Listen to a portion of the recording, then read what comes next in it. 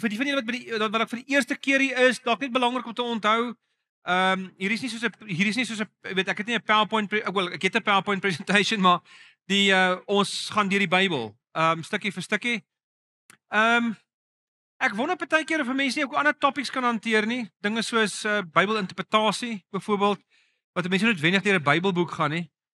Dit is 'n verskriklike relevant en 'n belangrike ding. Net 'n bietjie praat oor hoekom verskil mense se interpretasies van mekaar en hoe lees mense die Bybel reg? Miskien is dit ook 'n goeie idee om dit te doen op stadium. Maar op die oomblik geniet ons nog die Bybelboeke sodat kom ons gee nog 'n bietjie aandag aan dit en dan sal ons kyk. Kom ons bid saam. En dan erken ons die Here se heerskap voordat ons begin. Ons lewende Here, U is ons lewende God, die skepper van hemel en aarde. Ons erken U heerskappy, ons erken U dat U die gesaghebbende een agter die Bybel is, Here, dat U die een is wat mense gebruik het. Dankie dat ons soveel vertroue in U kan stel, dat ons U woord kan vertrou. Dankie dat dit mense se lewens vernuwe. Dankie dat waar mense dit toepas en navolg, dit werklik vir hulle vertroosting bied en vir hulle hoop bring, 'n nuwe lewe gee en vrug bring in hulle lewens. Dit is regtig lekker, Here, dat ons rondom U woord kan sit vir hierdie 4 weekies. Sal U ons asseblief toevou met U Gees, dat sal U ons harte raak, sal U ons lewens, ons gedagtes so 'n bietjie afsluit net vir die uur en 'n half ontsnapping uit die geweldige warboel van die lewe en harwar van die dag en net so 'n bietjie kan fokus sodat ons U stem duidelik kan hoor. Nie net om ons beter in te lig nie, maar om ons lewens te rig en om beter lewens te leef, om lewens te leef wat U verheerlik. Ons dankie weer eens vir Filippense, ons dankie vir Paulus. Ons is baie besig met hom die afgelope tyd en Here, baie dankie. Ons eer U woord as van U af, so lei ons hierin asseblief in Jesus naam en almal antwoord. Amen. Ons het nou 'n hele klomp boeke van die Bybel nou al op YouTube. Ons het byvoorbeeld al die Markus Evangelie gedoen jare terug, ons het die Johannes Evangelie al gedoen, maar dit is net die audio's op YouTube, maar dit is beskikbaar op die app. Jy kan gaan kyk. In die laaste paar jaar sien ons als op video. Ons het veral verlede jaar nog 'n taamlike ons doen al Paulus se briewe vir 'n hele paar jaar, maar ons het laas jaar ook nogal baie Paulus gefokus. So die van julle wat ek vanaand die eerste keer hier is, julle kan gerus 'n bietjie gaan kyk. Ek voel waar goed oorvleuel, wil ek nie graag als herhaal nie, alhoewel ek sal 'n bietjie daarvan sê, maar die van julle wat kan sien vir meer kan gerus 'n bietjie gaan kyk op YouTube ook. Daar sal baie van die goeters wat ons gedoen het. Alright. So, kom ons begin. Kom ons praat vir 'n oomblik net oor die stad Filippi. Ons praat oor die brief aan die Filippense, vir die van julle wat dalk nie geweet het nie. Ons doen Filippense die volgende paar weke. So, kom ons begin by die begin. Kom ons dink aan ek gaan net begin by die stad Filippi, dan gaan ek 'n bietjie praat oor Paulus se verhouding met die stad en 'n bietjie daarna kyk en dan gaan ons in die brief kyk. Alright, so ons gaan vanaand, ek weet nie of ons vanaand die hele eerste hoofstuk van Filippense gaan klaarmaak nie, maar ons sal ten minste tot so in die helfte kom, glo ek. Net eers 'n bietjie agtergrondskets. So die stad Filippi, ek sal nou vir julle 'n bietjie op 'n kaart wys as ek oor Paulus se verhouding met die stad praat. Dit is in Noord-Griekeland. Griekeland in die antieke tyd was opgedeel in 2 provinsies. Achaia is in die noorde en Macedonië is in die noorde, Achaia in die suide. Korinthe en Athene byvoorbeeld val in Achaia en Macedonië is Filippi en Berea, as jy Handelinge 17 lees, Berea en Thessalonika val in die noorde.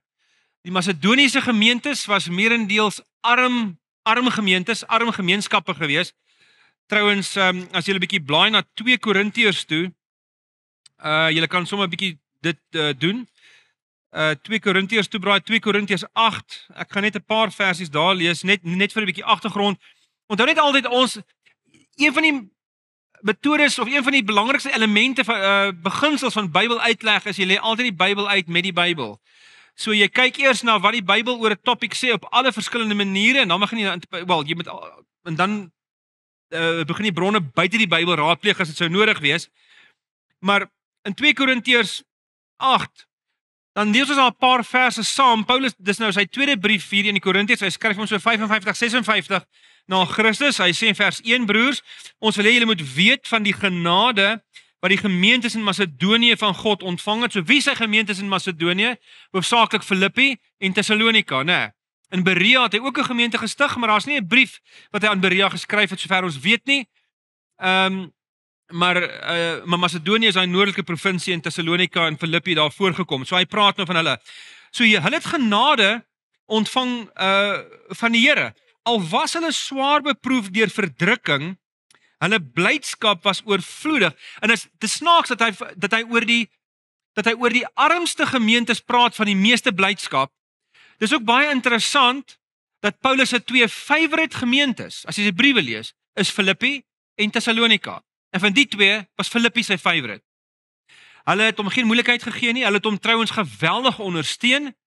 En so, hy mou nie eintlik met hulle nie. Die tweede Tessalonisense brief kerm my so bietjie dat die ouens bietjie lui raak. Hulle wag vir die wederkoms van Jesus en sit onder in die skadu van die kruis en tee drink en hulle werk nie meer nie.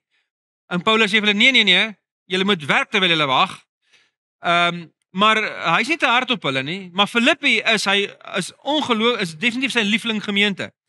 So hy sê hulle was swaar verdruk. Hulle was blydskap en oorvloedig. Hulle was oorvloedig in blydskap en dan sê hy al was hulle baie arm, hulle was ryk in oorvloedige vrygewigheid. So die arme gemeentes het finansiëel die meeste bygedra. Ek verseker julle, hulle het na vermoë, ja, bo vermoë bygedra. Weet jy wat julle weet nie? Dis vandag nog so. Hoe ryker jy is, hoe minder gee jy proporsioneel vir welsyn en vir die kerk. Nothing's changed.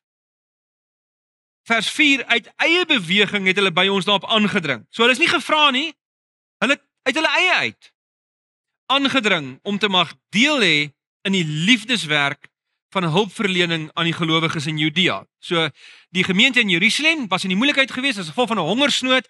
Hier omtrent 48 en 49 die walle van die Nyl het heeltemal te ver oorspoel. Daar was nie koring gewees nie. Egipte was beskou as die koringmandjie van Europa gewees. So veral van die semitiese omgewing. Dis nou Arabië, Sirië, Palestina en die noordelike Afrika en ook selfs 'n gedeelte van Rome. Of van Italië in die Romeinse Ryk. En toe was daar 'n hongersnood gewees in daai tyd en in Galasiërs 2 dan sê jy ook dan sien ons ook hoe die gemeente in Jerusalem vir Paulus hulle vra, moet asseblief nie van ons vergeet nie, die armes hier onder ons sit in baie moeilike tye. So dis wat van Paulus hierso praat. So hulle was vers 5, dit was meer as wat ons verwag het. Want eers het hulle self aan die Here gegee en toe aan ons. Dit is soos God wil. Daarom het ons vir Titus versoek om hierdie liefdeswerk waarmee hy vroeër by julle begin het ook nou te voltooi, aangesien julle in alles oorvloed het. Geloof, die gawe om die woord te doen, die kennis van God, onbeperkte ywer en ons liefde vir julle, wees dan ook in hierdie liefdeswerk oorvloedig. Alright. So hy praat daar van Filippi, hy praat van Thessalonika en hy praat van Berea. Ek sal op 'n kaart gaan ons nou kyk hoe dit lyk en waar dit lê en so aan. Goed. So die stad Filippi is die eerste stad wat Paulus teëgekom het. Dis sy eerste bekeerlinge in Europa. Voordat was hy in Turkye gewees, of liewer vandag se Turkye.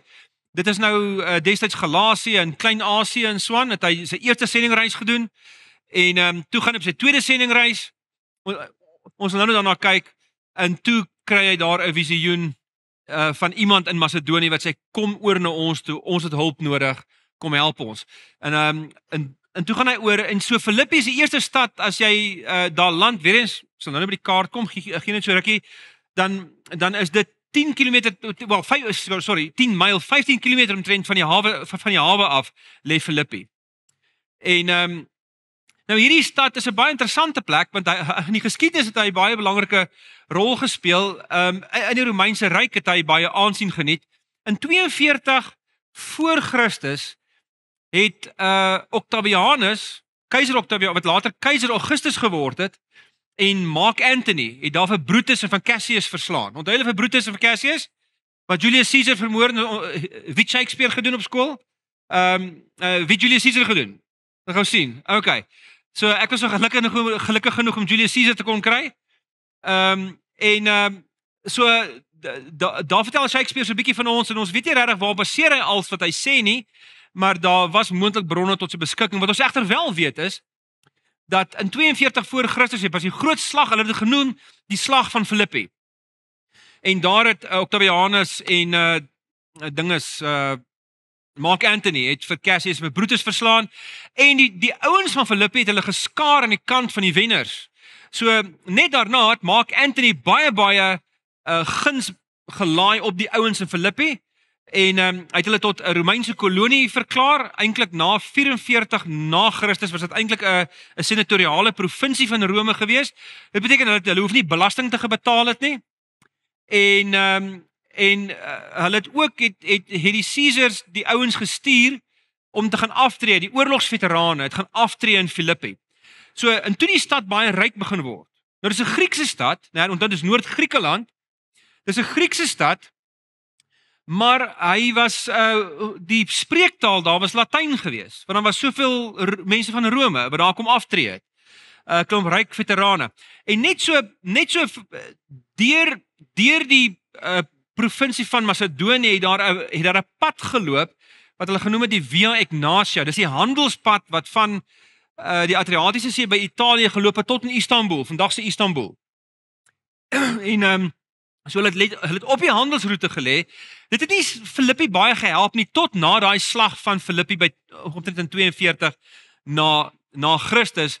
En tot die ouens van Rome af daar gaan bly het dit al hoe ryker plek geword, maar dit was steeds wat gemeente betref nie 'n ryk gemeente gewees nie. By the way, Filippi kry sy naam van die pa van Alexander die Grote. Alexander die Grote se pa was Philippus die Tweede, die Macedoniër. Hulle is genoem hy's genoem Philip die Macedoniër, Philippus die Macedoniër. En Philippus die Macedoniër het baie selfbeeldprobleme gehad, want die Macedoniërs het bekend gestaan as bietjie barbaars, bietjie unsophisticated. Hulle was nie so great soos die ouens van Athene nie. Dit was in die eerste eeu nog so gewees. Die Macedoniërs het bekend gestaan as mense wat nie baie gesofistikeerd is nie. So hy het 'n vreeslike groot punt gemaak daarvan om vir Alexander op te voed, en Aristoteles het vir Alexander mos, jy weet, bietjie filosofie geleer vir so rukkie en so aan. In elk geval hy het die stad eintlik gevestig. Daar was nie so baie mense wat daar gewoon het in die eerste eeu. Wel, dit was meer as 'n dorpie. Dit was inderdaad beskou as 'n stad, alhoewel omtrent net so 5000 mense daar gebly het in die eerste eeu. 2-3 eeu daarna het dit gegroei tot omtrent 20000. Dit is baie vir 'n stad in daai tyd. Ons het nie makrostede gehad soos Rome, Alexandrië, Efese en Antiochië. Hulle het almal oor die 100,000 amper sê ek lidmate inwoners gehad. Rome amper 'n miljoen, tussen 500,000 en 'n miljoen. Alexandrië was so tweede tussen 250,000 en 500,000 mense. Maar 'n stad soos Filippi was steeds 'n gesogte stad geweest. So dis soort van die historiese agtergrond daarvan. Natuurlik in 31 voor Christus. Kyk, intussen dit altyd so gewerk. Mark Antony en Octavianus het die ander ouens verslaan, maar sodra jy nie meer 'n common enemy het nie, dan kan jy ook maar striwelinge met mekaar het, en hy en Mark Antony tel toe moeilikheid op met mekaar. Hulle het eers 'n ander ou uitgeskakel, Lepidus. Hulle was deel van 'n triad. Ek weet nie wat noem jy 'n triad in Afrikaans nie. 'n drielingskap of ietsie. 'n driemanskap. Okay, dankie. Dit is die tweede groot Romeinse triad gewees, of 'n driemanskap gewees. En die ander een was tussen Crassus en Pompey en Julius Caesar gewees. Maar anyway, dit maak nie saak nie. En hulle, so hierdie ene het toe hulle nou al die vyande verslaan het, toe raak Octavianus en Mark Antony kwaad vir mekaar, en eintlik verklaar hulle hier by omtrent 34 verklaar hulle vir Mark Antony 'n verraaier, en natuurlik hy en Cleopatra was so gewees, en hulle verklaar vir Cleopatra ook 'n traitor. En Cleopatra het maar so die politieke game gespeel. Jy weet, dan was hy vriende met Herodes die Groter, en sy hom gewoe. En was hy nie eintlik geïnteresseerd nie, en toe het sy vir Julius gewoe, en hulle het so rukkie gehou, en daar was sprake dat hulle saam 'n kind gehad het, en toe hy dood is, toe gaan sy vir Mark Antony. So sy het maar die politieke game gespeel en so aan. Maar in 11 Augustus 31 na Christus toe word Mark Antony verslaan deur Octavianus, en toe 'n klomp mense wat aan die kant van Mark Antony was, het grond verloor in Filippi en daai grond is gegee aan 'n ryk Romeine wat weer eens daar gaan bly het, so toe die stad nog 'n bietjie ryker geword. So dis soort 'n bietjie die agtergrond van die stad. Ek kan nie nou dink aan nog goed wat miskien wat nou belangrik is nie. Ja, behalwe dat die ouens maar net natuurlik is daar gode, dis allerlei, jy weet, die Griekse gode is daar aanbid. Diana, die Romeinse naam Artemis is die Griekse naam, die godin is daar aanbid. En natuurlik keizerverering was daar 'n groot storie geweest. So hierdie is belangrik om te verstaan want dit is die goed wat Paulus 'n bietjie aanspreek as hy en wat later die mense wat daar tot geloof gekom het, wat so 'n bietjie vir hulle opdraande gegee het, alhoewel Paulus dink nie die ouens in Filippi het vreeslike groot probleme nie. Hy waarsku hulle eintlik maar net soort van vooruit en voorkomend om op te pas vir sekere goeters wat besig is om te gebeur. Goed, so dis wat die stad Filippi betref. Hier's 'n paar foto's wat ek vir julle net saamgebring het van hoe dit vandag lyk. Filippi, jy kan baie mooi sien. Wie was al daar gewees by Filippi? Wie was in Griekeland? Okay, maar nie Filippi nie. Alright. So, Filippi is redelik goed opgegrawe. Daar is 'n deel van die Agora, die groot markplein waar jy gaan kos koop en verkoop en waar jy ook die filosowe hulle idees in so aan mekaar verkoop het. Daar's een van die kante, die pilaargang langs die Agora. Daar's hulle teater. Baie van die Griekse stede het teaters gehad, want vir die Grieke was teater ongelooflik belangrik geweest. Hulle het van die Romeine verskil daarin dat die Romeine het gladiators gebruik. Hulle het bloedvergieting gedoen. Grieke het nie in die teater bloed vergiet nie. Hulle het nie geglo daaraan nie. Hulle was heeltemal te gesofistikeerd. Hulle het wel Olimpiese spele gehad en daarin kon mense letterlik sterf, maar weet dit is net bad luck. So daai teaters kon partykeer baie mense sit. Hierheen kon daar duisende mense sit. Hy's ook ook nie volledig ene nie. Daar heel bo waar hy eindig. Jy weet, as jy weet 'n stad het aansien as sy uit teater gehad het. So dit is sommer net so 'n bietjie vir interessantheid. So kom ons kyk so 'n bietjie na Paulus se verhouding met Filippi en kom ons kyk na Handelinge hoofstuk 16. Blaai gou 'n bietjie soontoe. Daar kry ons nou 'n lekker die storie. Ons het verlede jaar toe ons die slagveld van ons denke gedoen het ons na Handelinge 16 gekyk. So ek gaan nie om nou in detail doen nie. Ek dink wat net belangrik is hierso is die feit dat dit skets vir ons die storie van hoe die gemeente tot stand gekom het.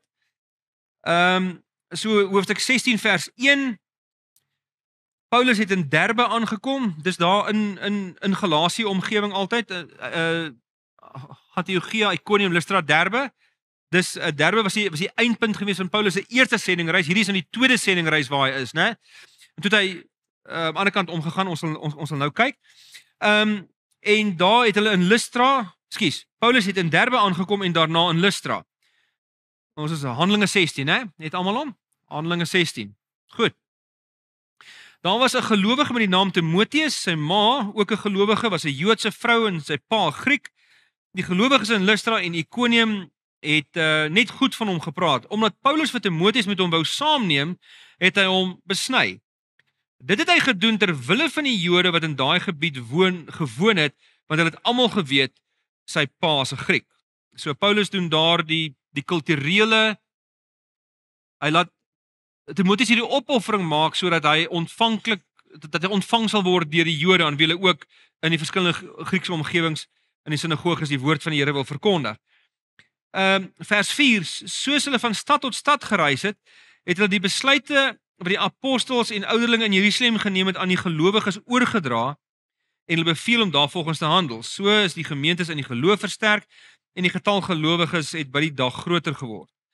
Hulle het daarna deur die gebied van Frigië en Galasië gereis.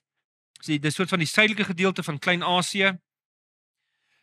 Omdat die Heilige Gees hulle verhinder het om die woord in die provinsie Asië te verkondig. Asië is heel, as jy nou kyk na die kaart, is heel wes van waar Galasië is, met daai suidelike gedeelte, en hulle is gekeer om na die heel weste toe te gaan.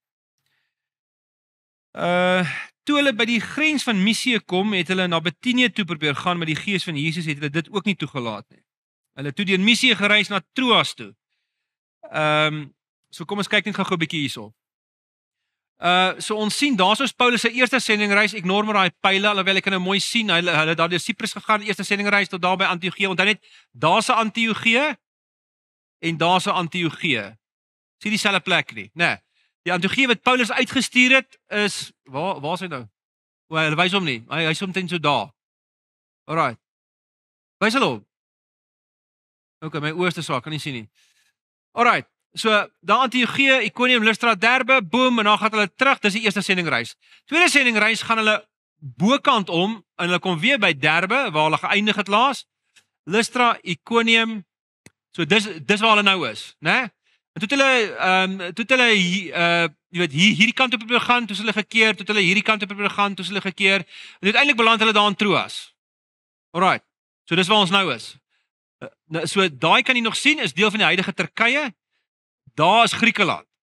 Daar is Samothrake, die Bybel praat baie van die eilandjie van Samothrake, hulle het oor Samothrake altyd heen en weer gegaan. Alright, so dis nou in Troas, so kom ons lees. Vers 9. Daar het Paulus in die nag 'n gesig gesien, in 'n gesig, 'n Macedoniese man gesien, wat by hom staan en hom smeek, kom oor na Macedonië toe en help ons. Nadat Paulus die gesig gesien het, het ons, wat is significant van daai woordjie ons? Wie weet? Dis die eerste keer dat die woord in Handelinge voorkom. So wat gebeur? Wie het Paulus opgetel in Troas? Ja, Lukas. Lukas het hom geskryf, né? Hy het Handelinge geskryf en hy het die evangelie van Lukas geskryf en hy het Handelinge geskryf. So ja, dis heeltemal reg. So van hier af praat hy en hy verdwyn weer so, want hy word agtergelaat op plekkies en dan so na rukkie is dit weer ons. So hy was een van Paulus se medereisigers. So van hier af is hy 'n ooggetuie, 'n baie groot deel van die tyd. So in 16 vers 10 is die eerste keer wat Lukas met ander woorde saam is. Dan sê hy, het ons so gou as moontlik gereed gemaak en na Macedonië toe vertrek, omdat ons tot die oortuiging gekom het dat God ons geroep het om die evangelie aan hulle daar te verkondig. Ons het van Troas af weggevaar, reguit koers gehou na Samothrake, daar's 'n eilandjie waarvan ons net gepraat het, en die volgende dag na Neapolis toe. Neapolis is jy sien hom nou nie mooi nie. Kyk die volgende ene. Daar's hy. So daar was hulle nou gewees in Troas. Daar's Neapolis. Neapolis is nie 'n stad nie, dis net 'n hawe. So jy kon nie eintlik al bly nie. So hulle beland daar. Hulle kom in Neapolis en hulle reis dadelik Filippi se kant toe. So Filippi is die eerste stad wat jy eintlik kry as jy van daai kant af in Griekeland inkom. So ons sien Samothrake, Neapolis toe, vers 12. Daarvan is ons na Filippi toe, 'n belangrike stad in daardie deel van Macedonië en ook 'n Romeinse kolonie. In hierdie stad het ons 'n paar dae gebly. Op die Sabbat het ons na die rivier toe buite aan die stadspoort gegaan omdat ons gedink het daar sou 'n Joodse bidplek wees. So hoekom soek hulle in 'n Griekse wêreld 'n Joodse bidplek? Want onthou nou, julle weet nou al as julle nou aan roet al baie keer bygewoon het, hier sit baie getroue aan roeters, julle ken nou al die storie, né? So Paulus, sy strategie was altyd om in heidense omgewings na die sinagoges toe te gaan. Want nou hier lees ons nie van 'n sinagoge nie, alhoewel hy soek die Joodse bidplek op, want daar waar die Jode bymekaar gekom het in heidense omgewings, die Jode het altyd daar saamgehang en het altyd 3 soorte mense gekry wat by 'n sinagoge of 'n Joodse aanbiddingsplek rondgehang het. Die eerste was natuurlik Jode wat Jahwe aanbid het. Die tweede groep was proseliete. Dis mense wat uit die heidendom uit oorgekom het in die Jodendom toe. En dan derdens het ons die Godvreesers gehad. Ek kan nie onthou hoe word dit in Afrikaans, ek so 'n bietjie kyk na die Afrikaanse, in Engels is die God-fearers, the theophoboi in Grieks, die mense wat Godvreesers is, hulle is mense, dis heidene, mense wat nog nie die geloof van die Jode aangeneem het nie, maar hulle ondersoek dit so 'n bietjie. So hulle het by die sinagoge rondgang om te hoor hoe werk die Joodse geloof. En hulle is natuurlik ryp vrugte gewees vir die evangelie. Want Paulus het nie gedink hy verkondig 'n nuwe godsdiens nie. Hy het gedink Christus is die Messias. So hy het by die Joodse plekke gekom en daar het hulle begin praat oor Jesus as die vervulling van alles wat Joods is en van die Joodse kultuur en die Joodse tradisie. En dis waar mense tot geloof gekom het. So hier hoor hulle nou, hulle kom daar sien, daar's nie 'n sinagoge nie, daar's te min Jode daar. om 'n sinagoge te bou. Natuurlik, hoe meer Jode daar is, hoe meer regverdig dit 'n sinagoge. In Rome byvoorbeeld weet ons van 11 sinagoges wat genoem word, waarskynlik meer. Mense sê projekteer omtrent 20, moes omtrent 20 sinagoges in Rome gewees het. Filippi nog nie so baie gewees nie. Of daar was nie 'n sinagoge nie, maar hulle hoor van 'n Joodse bidplek en dink, okay, so daar is waar die mense bymekaar kom. So.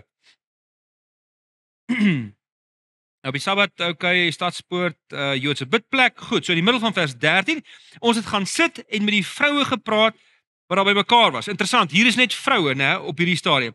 Een van die wat geluister het, was 'n vrou met die naam van Lydia. Goed, dan kom Lydia hier tot geloof. Sy was 'n ryk vooraanstaande handelsvrou, sy het met purperhandel gedryf. Dit was 'n geweldige diermateriaal, want hulle het dit gemaak uit die bloed van seeslakke. So dit is 'n verskriklike pynstaking proses. As jy die slakkie nou vang, dan moet jy sy bloed getrek kry op 'n of ander manier. Ek weet nie hoe nie. En jy moes hengse kom slakke bykom om jy weet te kan doen wat jy moet doen met purpermateriaal. En dis waarom in Rome of selfs in Griekeland het die senaat of die Romeinse senaat, daar's gewoonlik so 600 senators in 'n stad soos Rome gewees. Hulle was noem dit maar die Rome van die toppunt van Romeinse status, het altyd gekleed gedra met so 'n purper rand. So as jy purper klere gedra het, is altyd 'n teken van rykdom, maar dit was verskriklik skaars en geweldig moeilik om dit te bekom. So sy is iemand wat handel gedryf het met purper, met persmateriaal, en so sy was 'n baie ryk persoon. Thyatira was ook bekend. Sy kom uit Thyatira uit. Thyatira is bekend vir hulle purpermateriaal. Die Here het vir haar vir Paulus se woorde ontvanklik gemaak staan daar, en sy het tot geloof gekom, en sy nooi hulle uit na haar tuiste toe, en hulle kom daar by mekaar. En dan staan daar vers 16, terwyl ons eendag na die bidplek toe op pad was, het ons 'n slavin teëgekom en wie daar 'n waarsêersgees was. Daar staan 'n Pythiaanse gees. Die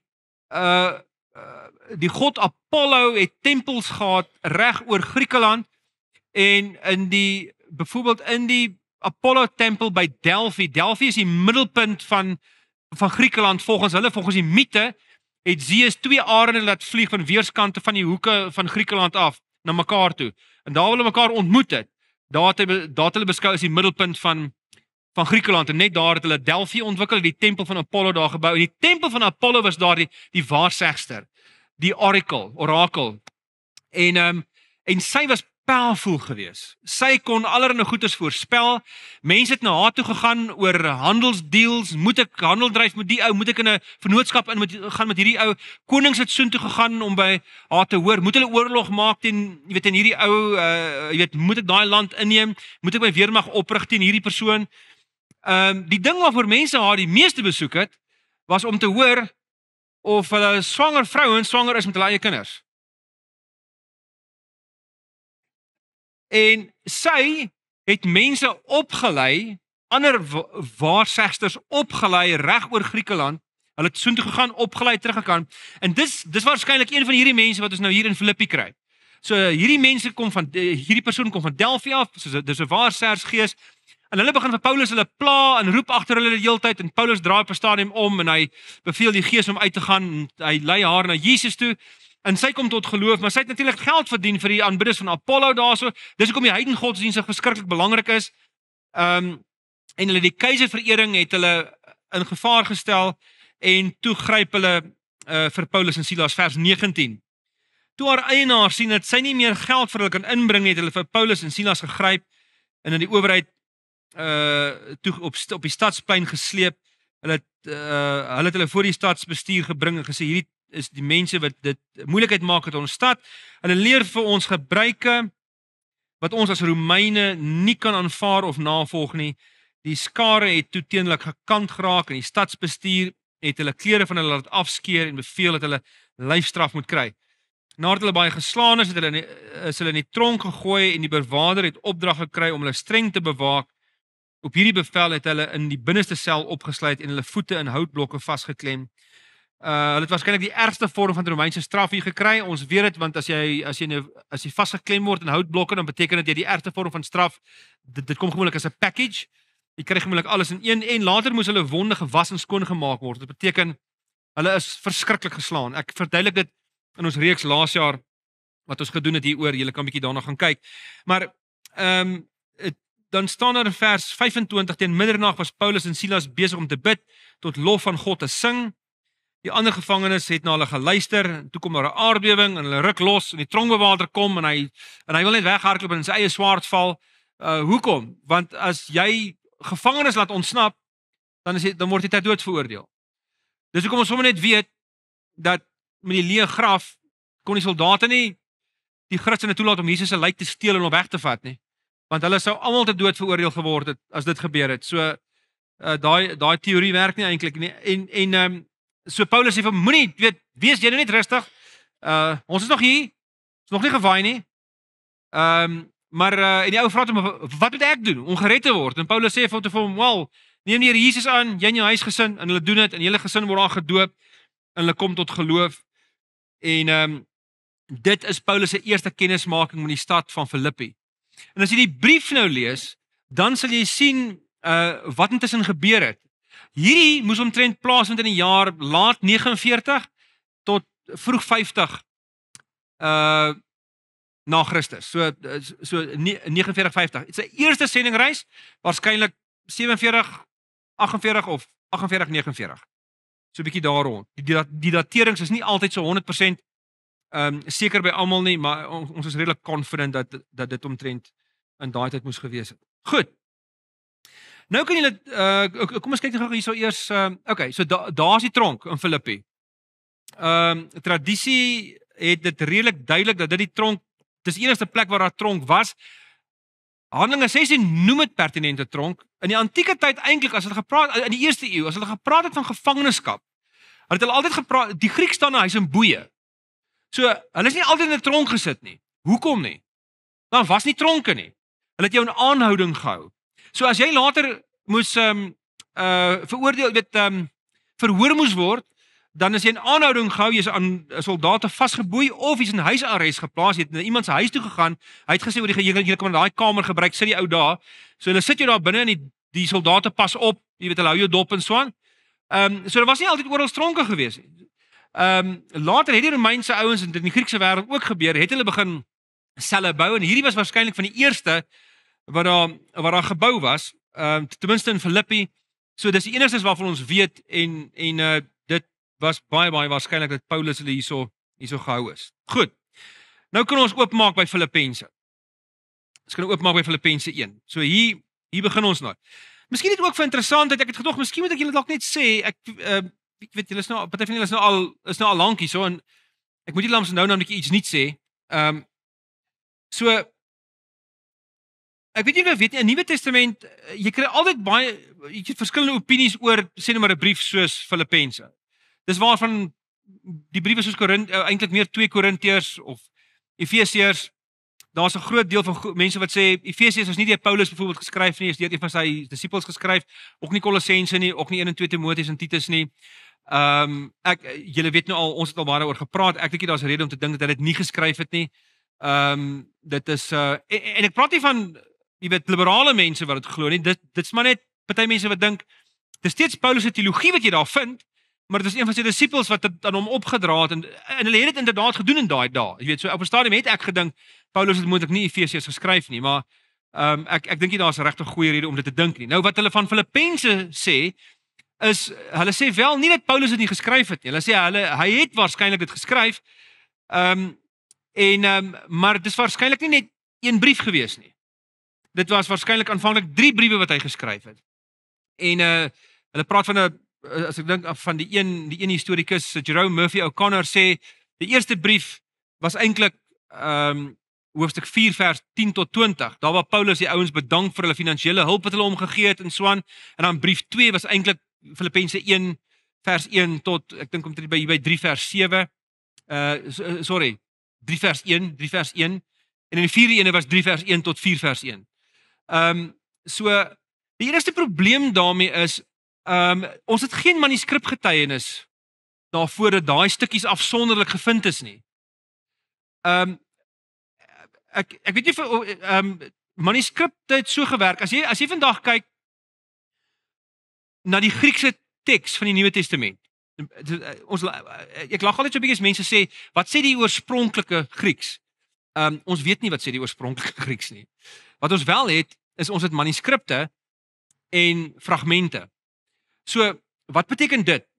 Nou, dis eintlik baie nice, want dit beteken jy kan eintlik die goed korreleer met mekaar, want omdat die evangelie so vinnig pos gevat het, het mense dele van die Nuwe Testament oorgeskryf op verskillende plekke, party in Noord-Afrika, party in Sirië, party in Palestina, party in Rome, party in Griekeland iewers, op verskillende plekke die goed geskryf, want almal wou net iets van die evangelie hê.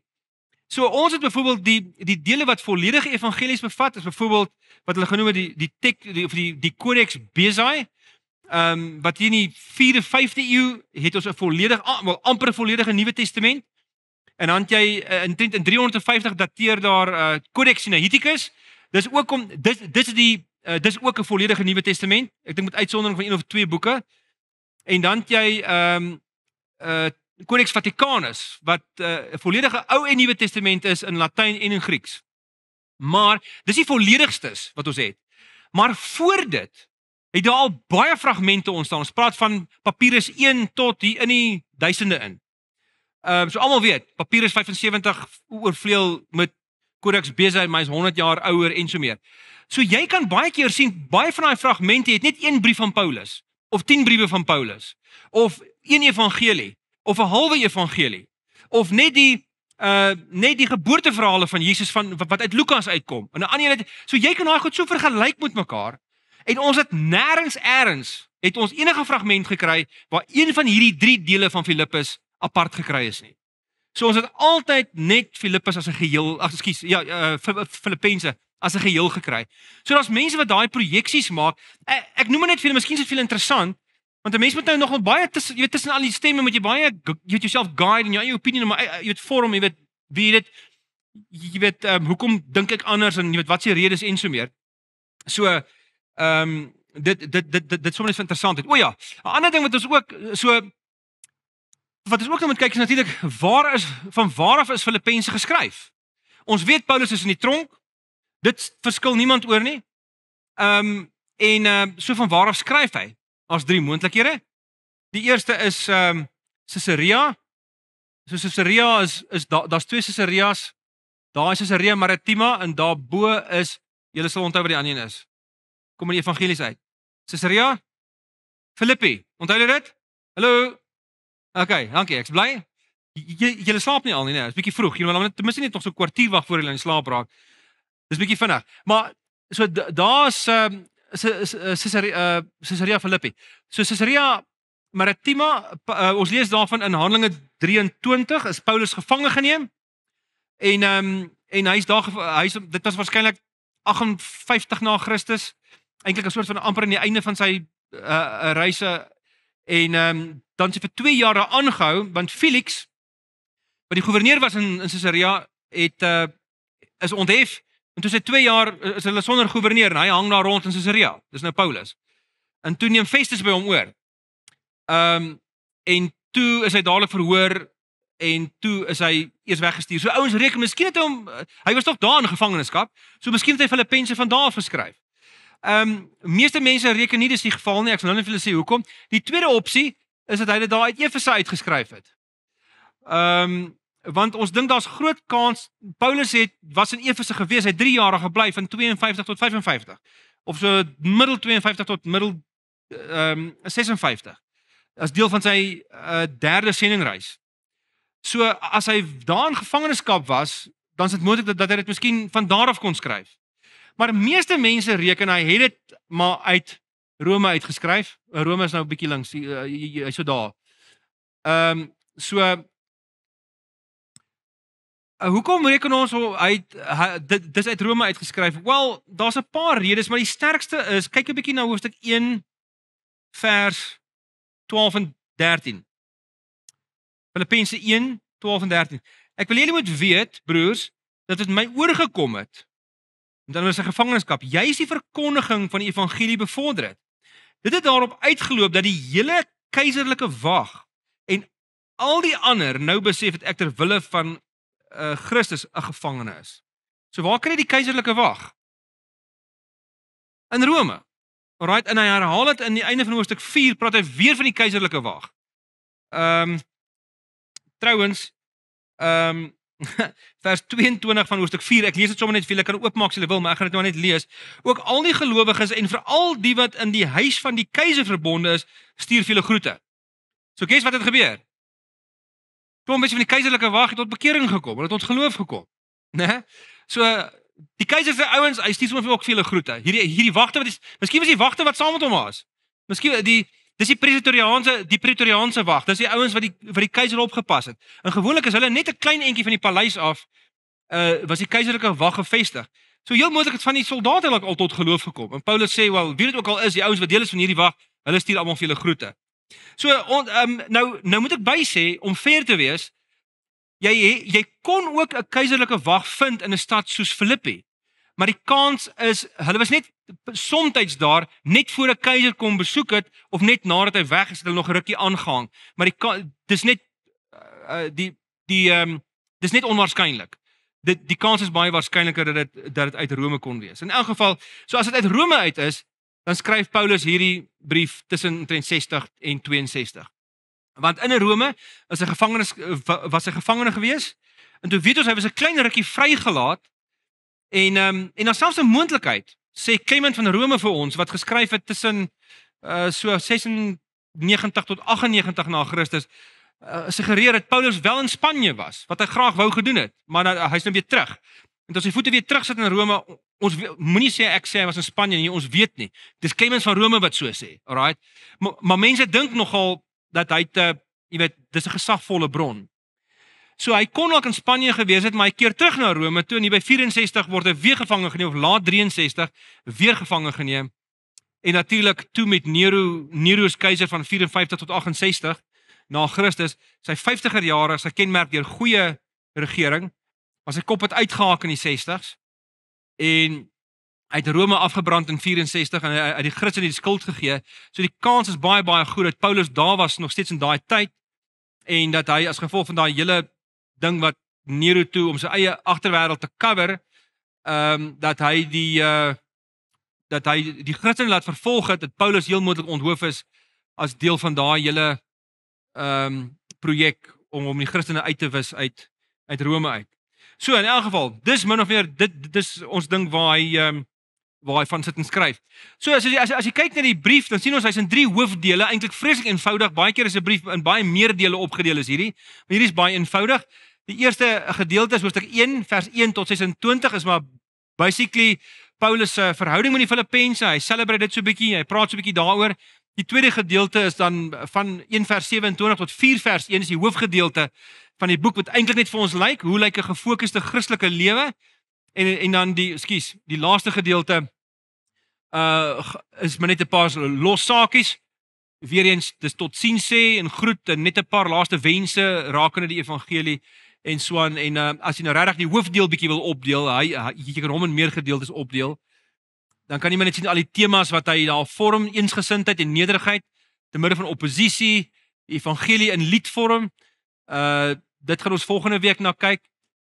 'n hernieude oproep tot die evangelie, voorbeelde van getrouheid aan die evangelie, en dan nog 2 dele, uitdaging tot die waarheid van die evangelie. Ek gee hulle net nog 'n challenge, nou ons gaan daar deurgaan, en dan laastens nog 'n oproep tot belyning met jou lewe met die evangelie. So, sommer net so in kort. By the way, julle moet ons net herinner, julle kan hierdie PowerPoints kry, as julle dit sou wou hê.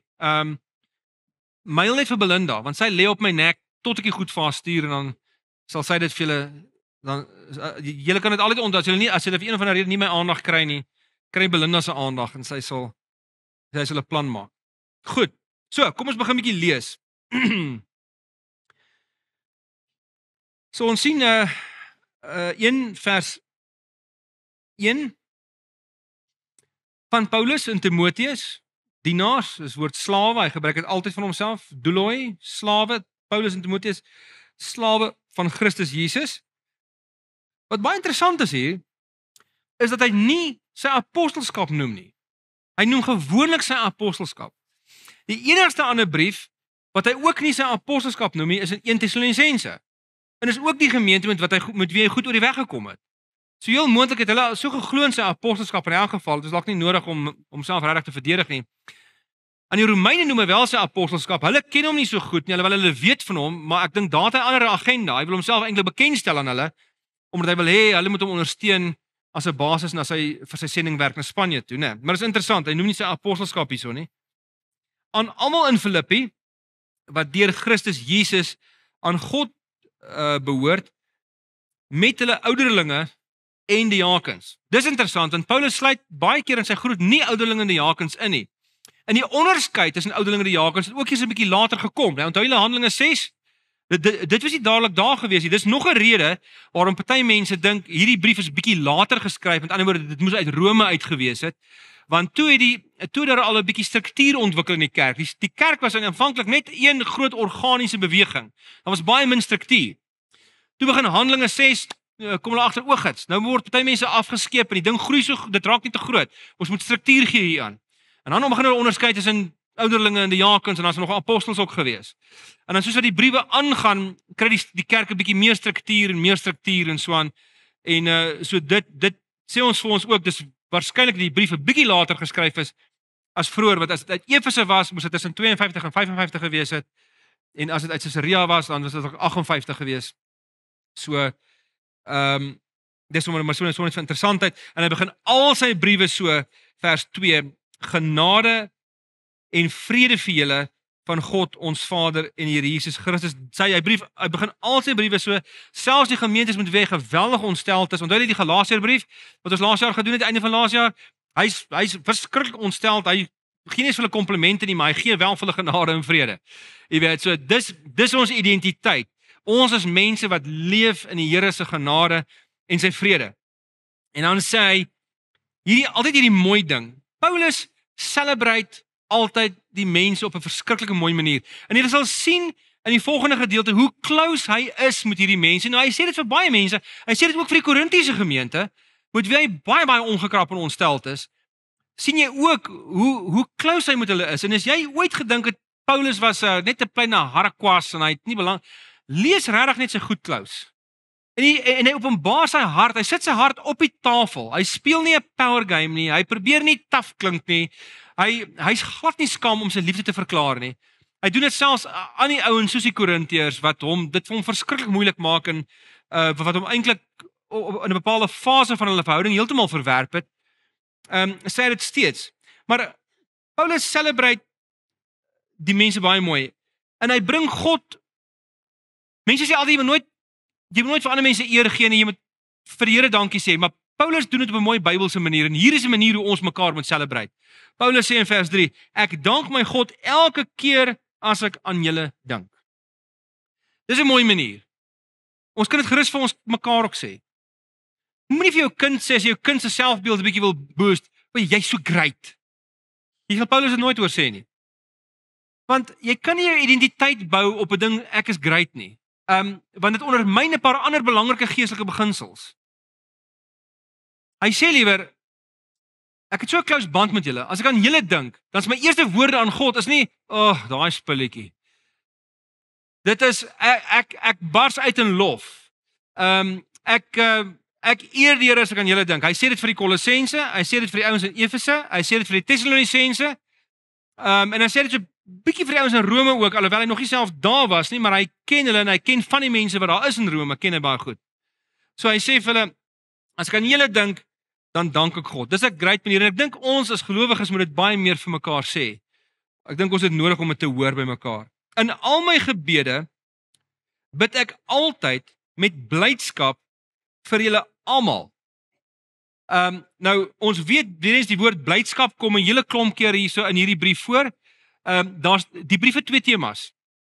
Paulus beskryf die roete, die nuwe roete van die kerk, die roete waarop die Christene stap, die pad wat ons in Christus stap, is 'n pad van eensgesindheid en blydskap. Eensgesindheid en blydskap. Hy gebruik die woord eensgesindheid ook baie, maar hy gebruik 'n baie interessante weergawe van hy gebruik die woord phroneo wat beteken om te dink. Julle moet dieselfde dink. Nou hy bedoel nie daarby jy moenie verskil oor goed nie. Hy bedoel natuurlik oor Christus. Nou Christus moet in julle denke so sentraal wees dat dit jou eensgesindheid is te midde van julle geweldige diversiteit. Paulus celebrate ook diversiteit. Maar hy sê diversiteit maak net sin as daar 'n narratief is wat ons almal verenig. Dis wat ons kan laat saamleef. Ek bedoel, het julle al aan gedink? Hoe kry mense dit reg om saam met mekaar te leef terwyl jy verskillende opinies het oor wat in die wêreld aangaan, verskillende opinies oor Trump en oor Kamala Harris en oor JD Vance en oor Oekraïne en oor Putin en oor Hamas en oor Israel en oor Suid-Afrika en oor die DP en die EFF en ek noem 'n politieke goed, maar ek bedoel jy kan enigiets anders noem of oor die gawes van die Gees of die kinderdoop of die kleindoop. Hoe kry ons dit reg om saam geleef te kry met mekaar? Wel, ons moet eensgesind wees. Hoe doen jy dit? Jy fokus op Christus.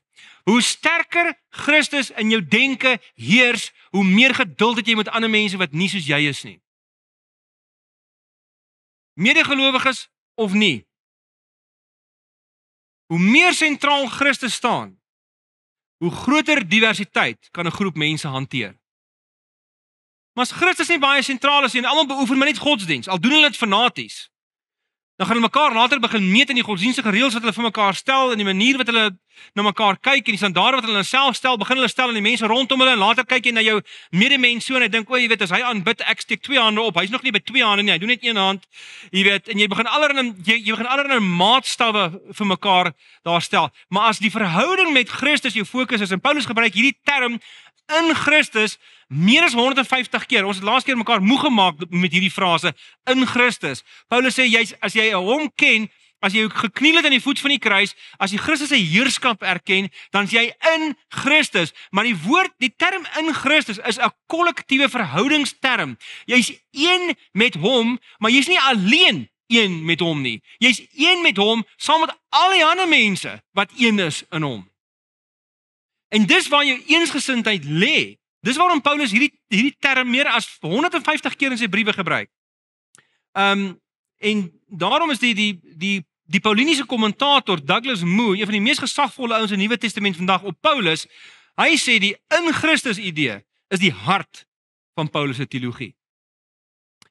God het die prys betaal, hy regverdig ons en hy versoen ons vir hierdie rede, sodat ons in Christus kan wees. Hy in Paulus se geloofsgemeenskappe wat hy skep, die gemeentes wat hy bymekaar bring, bou hy almal in die gedagte dat ons is nou een. Daar's nie meer Jood of Griek, slaaf of vry, man of vrou. Ons is almal in Christus. En daarom gee hy ons dit nou baie vir mekaar gesê, dis almal gemengde gemeenskappe hierdie. Dis almal Jode en heidene en almal wat die mekaar saam, maar hulle is almal in Christus en dit veroorsaak groot moeilikheid, hulle kulturele verskille want dis taaf. Ek is 'n Jood, nou kom ek tot bekering, ek volg Christus, maar ek het nie nou sommer net die wet gelos nie, want die Joodse kultuur, die Joodse kultuur is steeds deel van my kulturele groot word. Net soos wat ons, jy weet, as Afrikaners nog steeds Afrikaner goedjies het, ons hou nie op braai wanneer ons Christene word nie. Ons braai steeds, want dit is deel van ons kulturele ding. Maar braai word nie 'n wettiese ding nie. 'n Ander ou wat nie hou van braai nie, word nie uitgesluit nie. Omdat hy nou nie so ons braai nie. So hierdie ouens het Jode gebly omdat hulle ook geglo het Jesus is die vervulling van die Messias. Hulle het nog steeds hulle hande gewas, die ritueel voor hulle geëet het. Hulle het nog steeds allerlei goedertjies gedoen, want 62% van die Joodse wet was reinigingswette geweest. Dit weet julle nou al tot vervelings toe. Dit sal dan seker in 17 notaboeke wat daar op jou rak staan by die huis oor Bybelskool. En so en nou die heidene hoef dit nie te doen nie. Maar hulle is in een gemeente. Nou eet hulle saam. So hulle moes vir mekaar sê, wie wat? Christus is ons eenheid. So julle Jew boys, vandag doen ons saam met julle al hierdie hande wasse goeters. Kom ons doen dit. Ons doen dit nie omdat ons wetties wil wees nie, maar ons weet dit is vir julle kultuur belangrik, so let's do it. Dan doen ons dit. Môre sê die Jew boys vir die heidene, hoorie wat? Vandag doen hoef ons dit nie te doen nie. Alraai. Ons eet ons bid maar net. Bid soos wat julle bid. Ons gaan nie al hierdie rituele doen nie. So hulle het gecompromise. Hulle moes hulle persoonlike voorkeure en kulturele goed opgee, want hulle is almal in Christus. So daai eensgesindheid in Filippense is huge. En dan as jy een is en jy ontdek hierdie nuwe gemeenskap in die Here, dan ontdek jy 'n blydskap wat net insane is. En die rede vir Paulus se blydskap, behalwe sy in Christus wees, is die mense aan wie Christus hom voorstel om mee saam te leef. En hy's regtig bly, nie net oor wat die Here vir ons gedoen het nie, maar hy's bly oor hierdie mense met wie hy vriende kan wees. Hy is bly dat hy in community kan leef met hierdie mense. So, hy sê, in al my gebede bid ek altyd met blydskap vir julle almal omdat, hoekom? Omdat julle van die eerste dag af tot nou toe saamgewerk het, dis deel gehad het, is wat daar letterlik staan, saamgewerk het, deel gehad het aan die verkondiging van die evangelie. Ek is veral ook daarvan oortuig dat hy by die goeie werk in julle begin het, dit eind uit sal voer en dit sal voleindig op die dag wanneer Christus Jesus kom. So hy het hierdie werk begin, hy sal dit klaarmaak. Hy het vir ons gesterf aan die kruis, hy het ons gered. Ons is nie op ons eie nie, hy het ons nie gered en nou gaan ons op ons eie aan nie. Hy het ons gered, hy vat ons met die hand, hy sal die werk voltooi. Ons word nie net gered uit genade nie, ons word heilig gemaak deur genade, ons leef deur genade, ons doen goeie werke deur genade, as gevolg van genade, nie om God se genade te ontvang nie, omdat ons dit het. En hy sal die werk begin. Hy het aan die kruis begin, hy het die Gees in jou hart begin toe jy jou lewe vir hom gegee het, hy sal dit klaarmaak in jou, stiek jy net, hy sal die werk klaarmaak. Jy is nie die redder van die wêreld nie, jy hoef nie die wêreld te bekeer nie, doen jy evangelisasie, maak die wêreld 'n beter plek, maar die Here sal die werk in jou voltooi. Belangrike ding. Wat se werk wil die Here voltooi? Die werk in hulle. Né? Die goeie werke wat hy in julle. Hallo, is julle met my? Dis 'n belangrike daai, in julle. Hoekom is dit belangrik?